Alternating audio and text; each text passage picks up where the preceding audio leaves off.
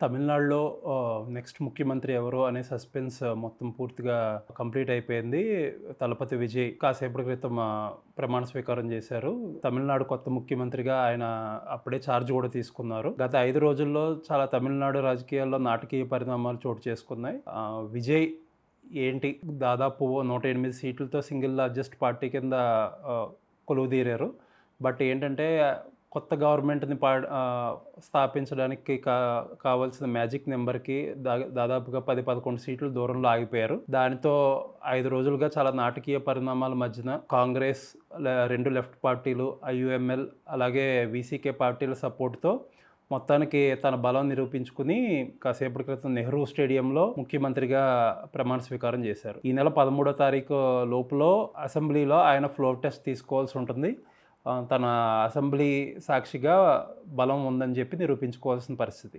ఒకవేళ ఇక్కడితో ఈ సస్పెన్స్ అనేది పూర్తవుతుందా, ఈ ఫ్లోర్ టెస్ట్ అనేది కేవలం ఒక ఫార్మాలిటీ అవుతుందా అనేది చూడాల్సి ఉంది. బట్ ఇంతవరకు వచ్చింది కాబట్టి అది కేవలం ఒక ఫార్మాలిటీ అనే అవకాశం ఉందని నిపుణులందరూ భావిస్తున్నారు. ఇప్పుడు నెక్స్ట్ 5 సంవత్సరాలు విజయ్ ప్రభుత్వం సక్సెస్ఫుల్గా పరిపాలిస్తుందా అనే చర్చ అందరిలోని సాగిస్తుందా. చాలామంది వరకు ఈ ప్రభుత్వం 5 సంవత్సరాల పాటు తన టెన్యూర్ని పూర్తి చేసుకోలేదని కూడా కొంతమంది చాలా కాన్ఫిడెంట్గా చెప్తున్నారు. దానికి విజయ్కి 5 మేజర్ ఛాలెంజెస్ ఉన్నాయి. ఫస్ట్ ఆఫ్ ఆల్, విజయ్కి ఇప్పటిదాకా ఒక ఫిల్మ్ స్టార్ లాగే ఇమేజ్ ఉంది. ఆయన ఫిల్మ్ పాపులారిటీ వల్లే అధికారంలోకి వచ్చారు. ఆయనకి ఎటువంటి ప్రయర్ ఎక్స్పీరియన్స్ అనేది అడ్మినిస్ట్రేటివ్గా లేరు. ఆయన చేసుకున్న పార్టీ ఎమ్మెల్యేలు కానీ లేకపోతే ఆయన క్యాబినెట్లో మంత్రులు కానీ చాలా వరకు కొత్త మొహాలే. అడ్మినిస్ట్రేషన్లో ఎటువంటి ఎక్స్పీరియన్స్ లేకపోవడం అనేది మేజర్ ఛాలెంజ్గా ఉంది.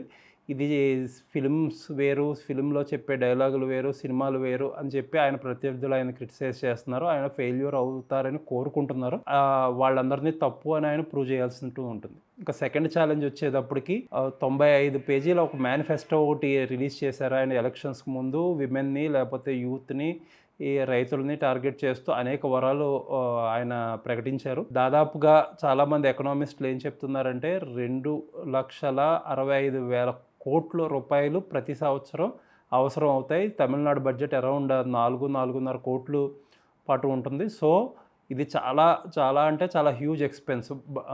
ప్రమాణ స్వీకారం టైంలోనే విజయ్ గారు ఆయన స్పీచ్లో ఒక మాట చెప్పారు. ఖజానా మొత్తం ఖాళీ అయ్యింది, 10 లక్షల కోట్ల అప్పు ఉంది, ఏది చేయాలో ఎప్పుడు చేయాలనేది చూసుకుని చేసుకోవాలి, దానికి తగ్గట్టు వైట్ పేపర్స్ కూడా రిలీజ్ చేస్తామని చెప్పి ఆయన చెప్పుకుంటూ వచ్చారు. చేసిన ప్రామిసెస్ ఆయన నిలబెట్టుకోగలరా నిలబెట్టుకోలేరా అనేది అందరూ చాలా క్లోజ్గా స్క్రూటినీ చేస్తూ ఉంటారు. ఎందుకంటే అందులో కొన్ని 10 గ్రాములు బంగారం ఇస్తామని, విమెన్కి నెలకి 2,500 ఇస్తామని చెప్పి, నిరుద్యోగులకు ఒక భృతి ఇస్తామని చెప్పి అలా పెద్ద పెద్ద స్కీమ్స్ అనౌన్స్ చేశారు విజయ్ గారు. థర్డ్ ఛాలెంజ్ వచ్చేటప్పటికి ఎవరైతే మిత్రులు ఉన్నారో, యూజువల్గా 2014కు ముందు కొద్దిగా దేశం మొత్తంగా సంకీర్ణ ప్రభుత్వాలు ఉండేవి. ఈ చిన్న చిన్న పార్టీలు మద్దతు ఎంతో అవసరమయ్యాయి. ఆ టైంలో ఒక బ్లాక్మెయిల్ రాజకీయాలకు పాల్పడడం అనే ట్రెండ్ 2014కు ముందు దేశంలో చాలా ర్యాంపెంట్గా కనిపించేది. బట్ 2014 తర్వాత బీజేపీ హవా అయ్యాక కేంద్రంలో కానీ రాష్ట్రాల్లో కానీ కొద్దిగా ఆ హవా తగ్గిందని అనుకోవాలి. కర్ణాటకలో కాంగ్రెస్, జేడీఎస్ సంకీర్ణ ప్రభుత్వం ఒకసారి, అలాగే మహారాష్ట్రలో ఒకసారి తప్పితే పెద్దగా సంకీర్ణ ప్రభుత్వాల వల్ల ఇబ్బంది పడడం కానీ, కుక్కని తోక ఆడించడం అనే సినారియోలు చాలా తక్కువ చూసాం మనం. బట్ విజయ్కి అలాంటి సినారియో వచ్చే అవకాశాలు చాలా ఎక్కువ ఉంది. జనరల్గా ఇలాగా ప్రభుత్వం చిన్న పార్టీల మీద ఆధారపడినప్పుడు, లేకపోతే ఒక పాలసీ మేకింగ్లో డిలే అవ్వడం కానీ, లేకపోతే ర్యాంపెంట్ కరప్షన్ కానీ ఎక్కువగా ఉండే అవకాశాలు ఉంటాయి. సో వీటి అన్నిటినీ తట్టుకుని ఎలా విజయ్ గారు నిలబడతారనేది చూడాల్సిన అవసరం ఉంది. ముందుగానే తెలిసినట్టే డిఎంకే కాంగ్రెస్ పొత్తులో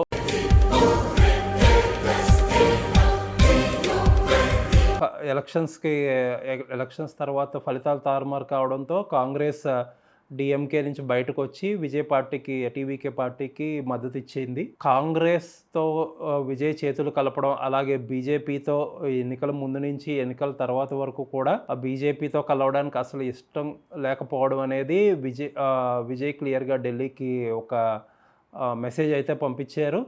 అమిత్ షా గానీ, లేకపోతే ప్రధాని నరేంద్ర మోడీ గానీ ఈ విషయాన్ని సీరియస్‌గా తీసుకుంటారనే దాంట్లో ఎలాంటి అనుమానం లేదు.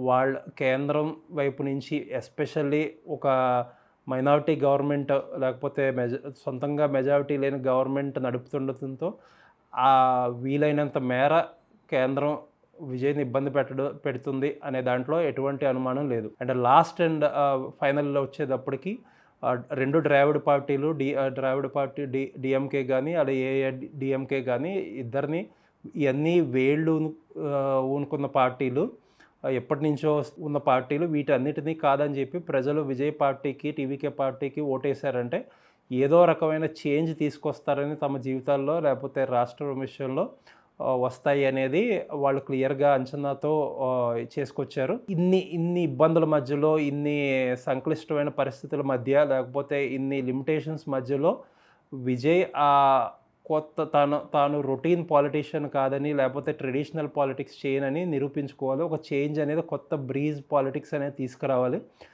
మనం చూస్తే ఉదయం ప్రమాణ స్వీకారం అప్పుడు ఆయన ట్రెడిషనల్‌గా ఖద్దర్ గానీ, లేకపోతే వైట్ అండ్ వైట్ గానీ పాలిటీషియన్స్ వేసుకున్నట్టు కాకుండా ఒక బ్లేజర్‌లో వచ్చారు.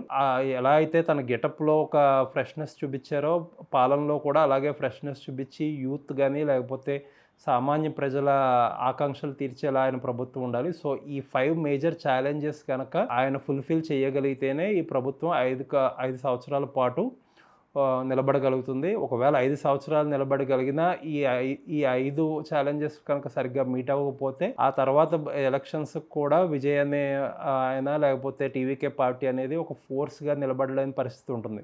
సో, నెక్స్ట్ 5 సంవత్సరాలు విజయ్‌ని చాలా స్క్రూటినీ చేస్తారు. ప్రతిపక్షాలు ఆయన ఫెయిల్యూర్ అని చెప్పడానికి ట్రై చేస్తారు.